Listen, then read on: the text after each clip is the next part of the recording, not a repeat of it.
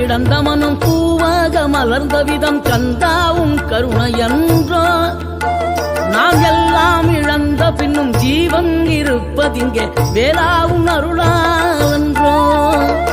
கோடி பணம் இருந்தாலும் மேலும் அதை தேடுகின்ற மானிடர்கள் கூட்டம் நடுவே மனம் தேடி உனை திரிந்தபடி திருப்புகழை பாடும் என நாடி வந்து காத்த குருவே.